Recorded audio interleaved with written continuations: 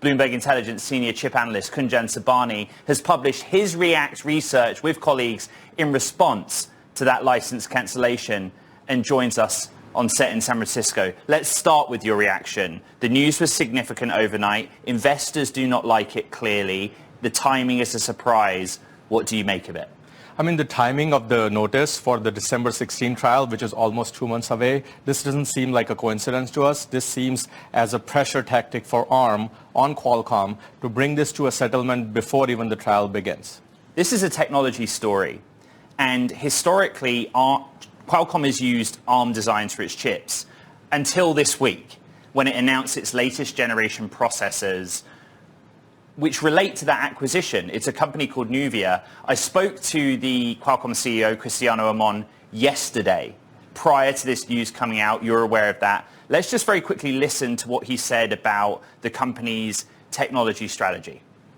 So we went from phones to cars to the PCs and now industrial. And that has been part of a strategy. We did all organically with some of the small acquisitions. We feel we have a very competitive roadmap, and we're thinking about the new. What is the new innovation that is coming for those markets? The acquisition he's referencing there was Nuvia. Just explain the basics of that deal and now why the timing of this piece of news is so significant. So Nuvia designs were based on ARM architecture, and they had a license with ARM. When Qualcomm acquired Nuvia, ARM issue was that the license was on a much lower rate than what it had with Qualcomm. Now, Qualcomm did reiterate and build on top of the Nuvia architecture, which they are now calling sort of their own designs. So the issue here is that the license agreement based on which the Orion chips were built on were at a much lower rate, and ARM is demanding a higher rate comparable to what Qualcomm is paying on its ARM-based designs.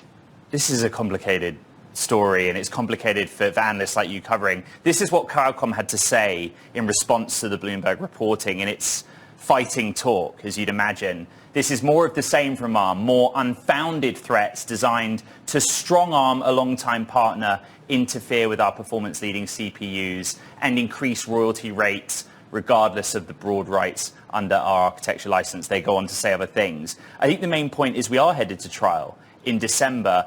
On the royalty rates piece, how do you see this playing out? ARM does not want to lose money with Qualcomm going with different designs, right? Qualcomm is the most important smartphone processor maker when it comes to the Android platform. There's quite a lot at stake here. Definitely for ARM, Qualcomm, its number one customers with about 320 million in revenues last year. So it does not definitely want the number one customer to go away. But we don't think that a litigation where blocking Qualcomm's ability to ship chips based on with the ARM agreement is more likely, because it does not just impact Qualcomm, but it impacts the entire industry. I mean, imagine a scenario where phone makers cannot get Qualcomm chips, and which they are getting ready for the next generation of AI smartphones. I should add that ARM declined to comment on the reporting. That was Kunjan Sabani of Bloomberg Intelligence with the analysis, and later in the show, we'll go deeper on that Bloomberg reporting.